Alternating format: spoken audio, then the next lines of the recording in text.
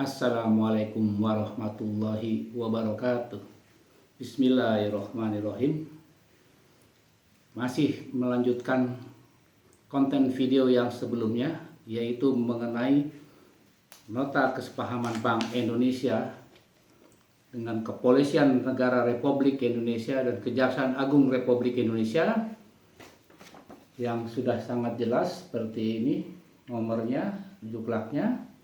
Dan sekali lagi kepada Kapolres, Kapolda, dan seluruh penyidik di seluruh provinsi Indonesia dapat browsing, searching lewat Google supaya Anda semua paham dan tidak ada dibohongi oleh siapapun, sehingga akan mengakibatkan masyarakat awam menjadi korban akibat dari mafia perbankan, mafia lelang, mafia tanah, mafia peradilan. Untuk itu saya akan meneruskan mengenai soal pembiayaan dalam petunjuk pelaksanaan. Dengarkan baik-baik. Bab 6 pembiayaan. 1. Biaya operasional dalam rangka mendukung kegiatan tim koordinasi sampai dengan pelaporan dugaan tindak pidana perbankan oleh Bank Indonesia kepada Kepolisian Negara Republik Indonesia atas beban Bank Indonesia tidak termasuk biaya yang timbul pada tahap penyidikan sampai dengan persidangan. Saya ulangi, biaya operasional dalam rangka mendukung kegiatan tim koordinasi sampai dengan pelaporan dugaan tindak pidana perbankan oleh Bank Indonesia kepada Kepolisian Negara Republik Indonesia atas beban Bank Indonesia tidak termasuk biaya yang timbul pada tahap penyidikan sampai dalam persidangan. 2. Biaya sebagaimana dimaksud pada angka 1 adalah A. Honor anggota tim koordinasi dari Kepolisian Negara Republik Indonesia dan Kejaksaan Republik Indonesia yang diberikan sesuai dengan ketentuan Bank Indonesia. Saya ulangi. 2. Biaya sebagaimana dimaksud pada angka 1 A. Honor anggota tim koordinasi dari Kepolisian Negara Republik Indonesia atas beban Bank Indonesia tidak termasuk yang timbul pada tahap penyelidikan dan penyidikan sampai dengan persidangan. 2. Biaya sebagai maksud di dalam angka 1 adalah A. Honor anggota tim koordinasi dari Kepolisian Negara Republik Indonesia dan Kejaksaan Republik Indonesia yang diberikan sesuai dengan ketentuan Bank Indonesia. B. Biaya operasional dalam rangka mendukung kegiatan tim kerja dan atau tim pleno sampai dengan pelaporan dugaan tindak pidana perbankan dari Bank Indonesia kepada Kepolisian Negara Republik Indonesia.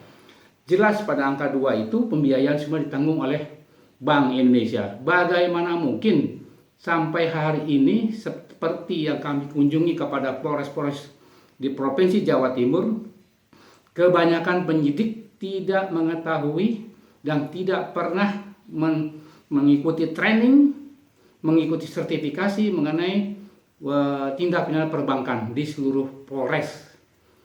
Dan untuk itu yang menjadi korban adalah masyarakat kecil, masyarakat awam yang harusnya mendapat perlindungan dari wilayah hukum Polres setempat dan harus dilarikan ke Polda setempat. Itu sangat jauh, di mana masyarakat kecil itu sudah korban daripada mafia perbankan, mafia lelang, mafia tanah, harus berkorban lagi dengan biaya, dengan membayar lawyer, sampai dengan ke Polda setempat. Itu sangat-sangat menyakitkan. Jadi sekali lagi, LPK ini bukan LSM. LPK ini lembaga. LPK ini bukan lembaga perlindungan konsumen, tapi lembaga yang memang resmi independen untuk menjembatani antara pihak aparat kepolisian, penegak hukum dengan masyarakat. Jangan sampai terjadi benturan antara aparat dengan masyarakat karena ketidaktahuan, karena kesengajaan, karena apapun, bahwa yang mati, yang menjadi korban adalah aparat sendiri dan masyarakat sendiri. Jadi kami ingin menghilangkan yang jargon kepada kepolisian. Seseorang yang kehilangan kambing apabila lapor kepada kepolisian akan kehilangan sapi, itu yang akan kami hilangkan. Dan satu pertanyaan yang menggelitik setiap kami berkunjung kepada Polres adalah, kami selalu ditanyakan, apakah Anda PH-nya? Aneh ya pertanyaan itu. Kalau saya jadi kasat, kalau saya jadi kanit, kalau saya jadi penyidik, pada saat pendampingan di SKPT, pendampingan gelar perkara, kalau saya sebagai kasat dan kanit penyidik, saya tidak perlu bahwa menanyakan apakah PH. Yang saya perlukan adalah orang yang mengerti mengenai seluk-beluk perbankan, seluk-beluk hukum perbankan, seluk-beluk akuntansi perbankan. Karena PH itu sendiri belum tentu menguasai perbankan. Yang diperlukan dalam mengusut penyidikan, penyelidikan, sehingga penyidik atau kepolisian menjadi profesional adalah orang yang betul-betul ahli di bidangnya. Ahli di bidangnya saya maksud adalah satu, mengenai pemahaman atas SOP transaksi semua yang ada di perbankan. Karena setiap bank itu mempunyai SOP tersendiri dan mempunyai juga ketentuan-ketentuan internal yang harus dipahami oleh penyidik. Nah, kalau saya sekali lagi menjadi kasat atau kanit, saya tidak akan menanyakan dulu apakah Anda PH, apakah Anda siapa. Karena saya punya pengalaman pada saat di Ponorogo, pada saat gelar perkara khusus, kalau bukan PH yang sudah diatur oleh KUHAP, tidak akan boleh sampai ke materi khusus. Itu sangat salah kalau menurut saya. Seharusnya pendamping itu ditanyakan mengenai kapasitasnya, track recordnya. Apakah memang betul-betul menguasai dalam perbankan? Kalau dia menguasai perbankan, saya akan ambil ilmunya untuk mendidik diri saya sebagai kasat, sebagai kanit, sebagai penyidik lebih profesional lagi. Nah, tetapi saya juga tidak mengerti kalau memang kasat atau kanit itu mempunyai motif-motif tersendiri di belakang itu. Karena hanya yang tahu adalah kasat, kanit, dan penyidik itu dengan Allah. Sekali lagi, saya sangat menggelitik apabila datang ke Polres ditanya PH-nya atau bukan. Nah, itu yang sebetulnya yang harus dikoreksi dari semua penyidik, kanit, dan kasat. Yang diperlukan oleh seorang penyidik, kanit, dan kasat adalah seorang yang betul-betul profesional dalam perbankan yang mengetahui transaksi akuntansinya, transaksi jurnalnya, undang-undang perbankannya, dan seterusnya. Itu seharusnya. Jadi pada saat membuat BAP sampai kepada kejaksaan harus P21, itu adalah sudah ditunjang oleh ilmu-ilmu profesional dengan dasar-dasar hukum yang tepat. Itu yang saya koreksi. Dan kedua, saya baru tahu bahwa biaya itu ditanggung oleh Bank Indonesia. Apakah ini yang menjadi penyebab polisi tidak menjadi independen? Karena apa? Pengalaman kami di Banjarmasin, ini adalah BAP. Lihat, perhatikan baik-baik. Ini adalah debitur Jaya Setiadau yang sudah di BAP dipanggil oleh Bank Indonesia, didampingi oleh saya, bahwa kredit ini syarat rekayasa, di mana Jaya Setiadau tidak menggunakan seluruhnya dari kredit ini. Tetapi akhirnya yang namanya Enrico Haryantono, ketua tim pemeriksa Bank Indonesia, pesertanya adalah Yogi Nursyatyo, pemeriksa Bank Indonesia, John Nataruli, pemeriksa Bank Indonesia, Jaya Setiadau, debitur Paninbank Banjarmasin, Edi Cahyono, Consumer Banking Head PT Bank KC Banjarmasin, Lilik Martono, Satuan Tugas Khusus Paninbank Bandan.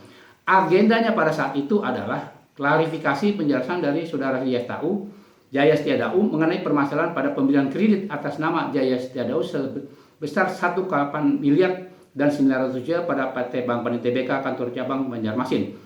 Jelas dalam temuan audit kami bahwa ini kredit penuh rekayasa, di mana bahwa debitur ini tidak menggunakan dana sepenuhnya. Dan sudah ada rekomendasi dari Bank Indonesia yang ditandatangani oleh Deputi Gubernur Arianti Slehi bahwa terjadi tindak pidana perbankan dan harus dilaporkan kepada Polda Kalsel. Tapi anehnya sampai hari ini tidak ada tindak lanjutnya. Apakah itu di SP3 karena pemimpin cabangnya meninggal dunia? Tapi seharusnya sebagai Bank Indonesia tahu bahwa kejahatan perbankan itu harus ditanggung kolegial, yaitu tanggung jawab renteng. Kolektif kolegial harus ditanggung jawab renteng, dan tidak bisa bahwa yang namanya di bank itu dipegang satu orang, pimpin cabang meninggal, itu sudah di stop penyidikannya atau SP3, karena di bank itu mempunyai komite kredit yang mempunyai tanggung jawab saling mengontrol. Ini kalau memang itu biaya ditanggung oleh Bank Indonesia dan pada saat penyidikan dipanggil saksi ahli dari Bank Indonesia, apakah tidak terjadi namanya konflik of interest, bahwa independensi kepolisian tidak betul-betul independen tapi bisa dapat didikte oleh Bank Indonesia karena biaya itu dari Bank Indonesia. Dan ini faktanya. bahwa bahwa pemeriksa dari bank ini sudah berkhianat, bahwa dia sudah mengingkari semua atau melawan undang-undang Undang Nomor 10 tahun 98 pasal 49, termasuk undang-undang lainnya, termasuk SOP yang sudah ada di internal, sudah dilanggar semua oleh bank ini. Tapi apalah Cur, sampai hari ini orang yang namanya Enrico Haryantono sebagai Ketua Tim Pemeriksa Bank Indonesia mendapat jabatan di OJK. Inilah cikal bakal kehancuran daripada perbankan Indonesia. Sekali lagi, tolong ditinjau mengenai biaya-biaya itu. Kalau itu ditanggung oleh Bank Indonesia, di mana independensi pihak kepolisian? Saya rasa itu untuk konten daripada YouTube saya hari ini, dan mungkin akan saya sambungkan lagi dengan konten berikutnya yang akan kami bahas case per case sesuai dengan yang ada dalam nota kesepahaman, karena kami masih mempunyai banyak data-data yang sebelumnya, dan kami mempunyai pengalaman melaporkan semua tindak pidana kejahatan perbankan sejak tahun 1999 sampai 2010 di beberapa Polda, dari mulai Polda Kalsel, Polda Jatim, Polda Jabar, Polda Jateng, termasuk Polresnya, dan pada saat itu semua berjalan. Entah karena itu sekarang ini sudah milenial, apakah itu pesanan daripada pemodal, pesanan dari sipir asing, apakah itu memang ketidaktahuan daripada penyidik, wallahu alam, karena yang mereka tahu adalah mereka sendiri dan Allah Subhanahu wa Ta'ala. Tapi sekali lagi yang menjadi korban adalah masyarakat kecil yang awam. Mereka sekarang hartanya sudah dirampok, kena lagi pasal 167, tersangka, bahkan ada yang dipenjara. Sekali lagi ya Pak Kapolri, Gubernur BI, Jaksa Agung, dan hakim-hakim di pengadilan, tolong dilihat apakah ada peristiwa melawan hukum sebelumnya. Apakah itu menyangkut undang-undang tindak pidana perbankan? Jangan hanya berdasarkan laporan dari pemenang lelang.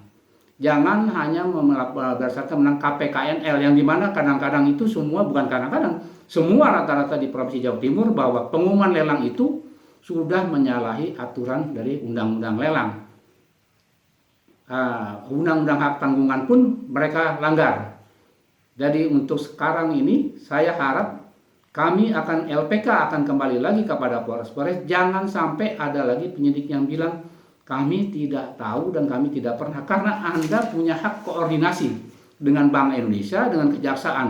Apabila perlu, Anda memanggil orang-orang yang profesional di perbankan, yang tahu SOP perbankan, yang tahu accounting entries di perbankan, untuk membahas gelar perkara sebelum kita tindak lanjuti ke tingkat selanjutnya. Itu pernah saya lakukan di seluruh Polres, karena kami mengundang Kejaksaan, mengundang Bank Indonesia, mengundang penyidik-penyidiknya, dan pada saat itu ada Polwil, KPI undang, diterangkan secara detail mengenai perbankannya, SOP-nya, undang-undangnya, jurnalnya, accounting entries-nya, dan clear, dan tidak akan ada pernah SP3 karena sudah didukung dengan data-data yang valid.